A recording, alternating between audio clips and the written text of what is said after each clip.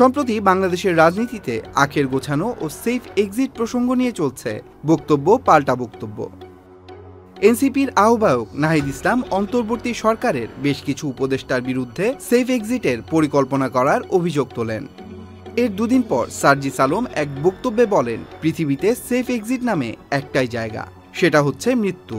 এছাড়া কোনো safe exit নেই। আপনি পৃথিবীর যে প্রান্তেই যান, সেখানেই বাংলাদেশের মানুষ আপনাকে ধরবে। উপদেষ্টাদের সেফ এক্সিট নিয়ে এই বক্তব্যের বিষয়ে কথা বলেন বন, পরিবেশ ও জলবায়ু পরিবর্তন বিষয়ক উপদেষ্টা রিজওয়ানা হাসান। তিনি বলেন, উপদেষ্টাদের মধ্যে কারা সেফ এক্সিট নিতে চান সেটি নাহিদ ইসলামকেই পরিষ্কার করতে হবে। সুনির্দিষ্ট অভিযোগ আসলে সরকার এ বিষয়ে অবস্থান নেবে।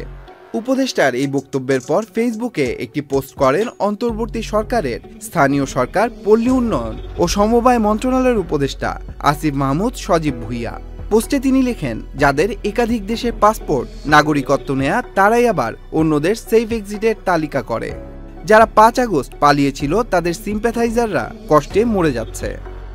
বারবার ফ্যাসিস্টদেরই পালাতে হবে। আমাদের জন্ম এদেশে, মৃত্যুও এদেশের মাটিতেই হবে ইনশাল্লাহ।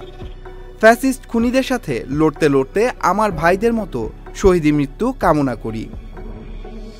এ ঘটনার পরদিন 9 অক্টোবর তিনি আন্তর্জাতিক অপরাধ ট্রাইব্যুনালে সাবেক প্রধানমন্ত্রী শেখ হাসিনা, সাবেক স্বরাষ্ট্রমন্ত্রী আসাদুজ্জামান খান কামাল সহ 6 জনের বিরুদ্ধে সাক্ষী দিতে আদালতে যান। অভিযোগ পাল্টা অভিযোগের এই লড়াইয়ে সামনের দিনে রাজনীতির মাঠ আরও উত্তপ্ত হবে নাকি স্বাভাবিক পথেই হাঁটবে, তা হয়তো সামনের সময়ই বলতে পারবে। Tanmoy Mahmud, channel I online.